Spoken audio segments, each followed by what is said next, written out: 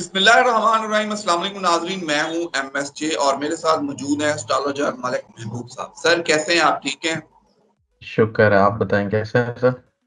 Sir? अल्लाह का बड़ा करम, बड़ा आसान।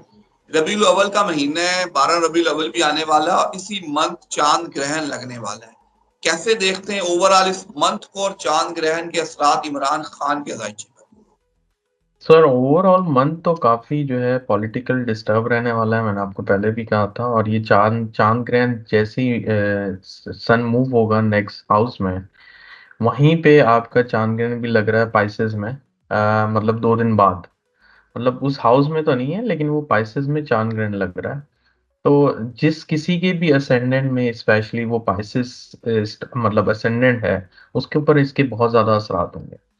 लेकिन एक बात ये है कि काफी लोगों का ये भी कहना है कि ये असरात सिर्फ वहीं पर होते हैं जहाँ पे चांद ग्रहण लगता है। जैसे ये नॉर्थ अमेरिका में लग रहा है, ऐसा नहीं होता।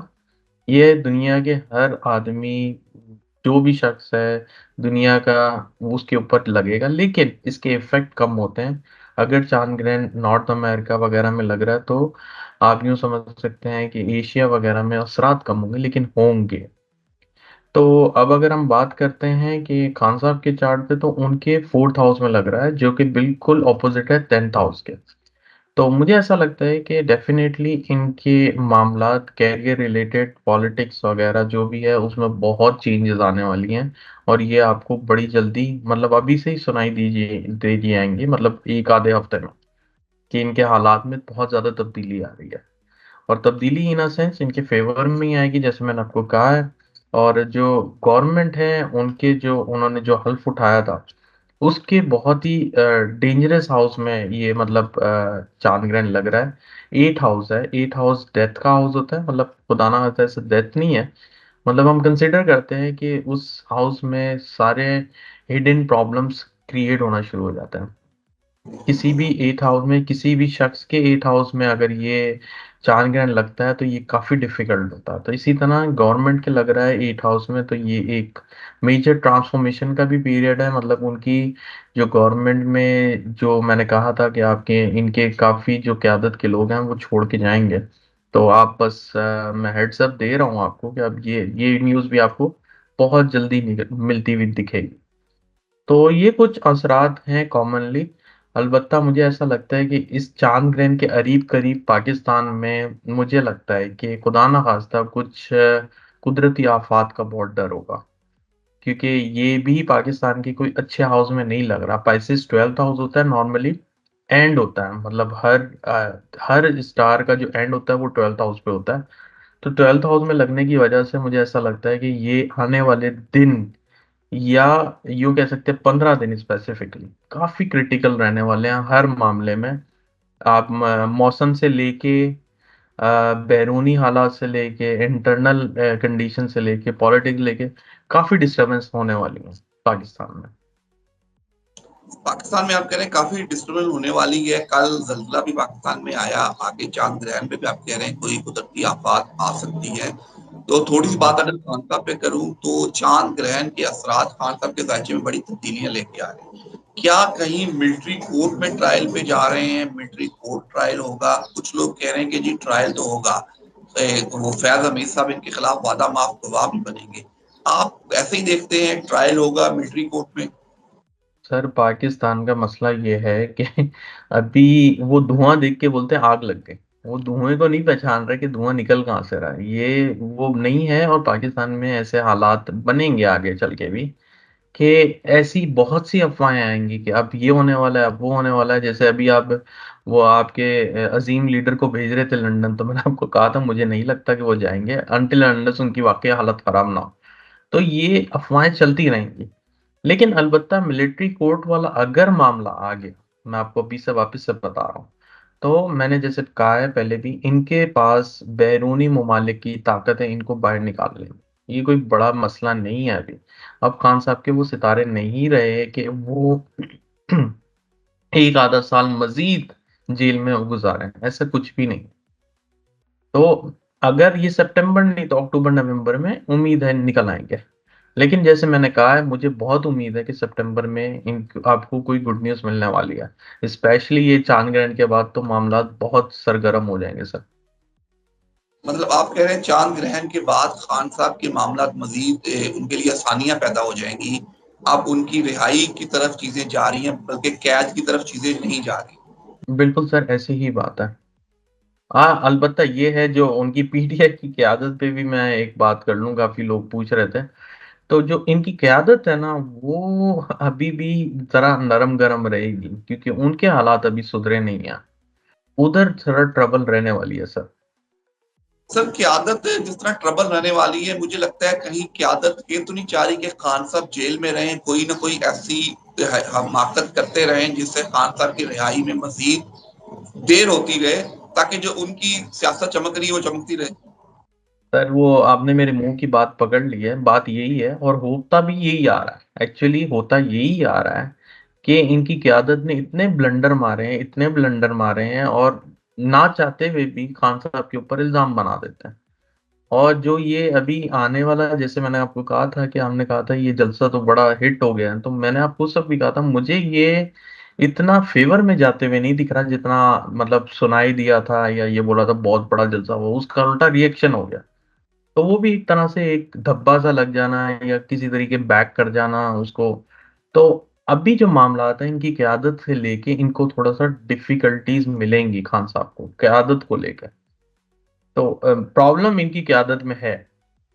बिल्कुल सर, प्रॉब्लम इनकी क्यादत में, जब तक आपकी मेन क्यादत, मेन लीडरशिप जेल में हो, जो नए लोग हों, तो वो कब चाहेंगे कि इमरान खान साहब जेल से बाहर आएँ और उनको लीड करें। अब देखिए ना, उनको लग रहा है कि वो खुद ही लीड कर रहे हैं और वो खुद ही पार्टी को कर रहे हैं, लोग उनके पीछे हैं।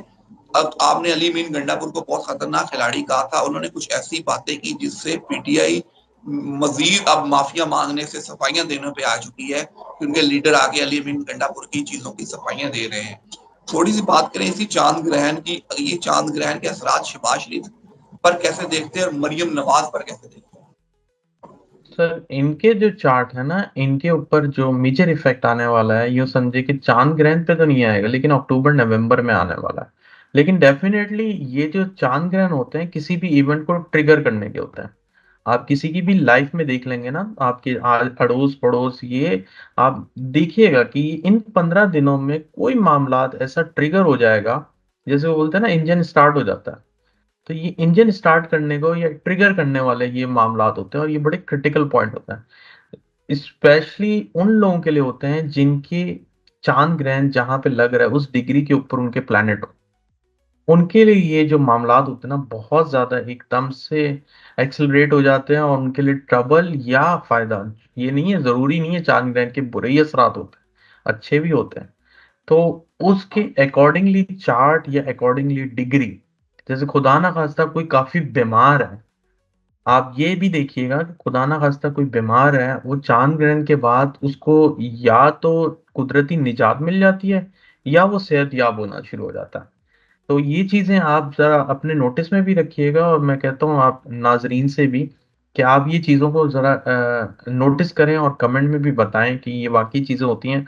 और आप ये भी नोटिस करेंगे कि बहुत सारे एक्सीडेंट, खुदा ना ख़ास्ता, ये भी चाँद ग्रहण के करीब-करीब होते हैं। क्योंकि जैसे मैंने आपको कहा है, ये ट्रिगर पॉइंट होता है। तो कोई भी इवेंट अगर प्रॉमिस हो चार्ट में, और वो अगर प्रॉमिस को ट्रिगर करना होता है, तो चाँद ग्रहण की सपोर्ट से हम ट्रांज़िट बता देते हैं कि हम इस टाइम मूवमेंट में ये पॉसिबिलिटी है। तो जैसे मैंने कहा है कि एक्सीडेंट, खुदा ना ख़ास्ता कोई बीमारी, ये हादसात ये बहुत ज़्यादा आने वाले टाइम में दिख रहे हैं मुझे। अल्लाह खैर करे सर। आपने कहा कि हादसा पाए देख रहे हैं आप। थोड़ी सी बात करूं, असेंबली के इजलास में पीटीआई और जो हुकूमत है वो एक साथ बैठने के लिए तैयार है, ताकि असेंबली की कार्रवाई चल सके।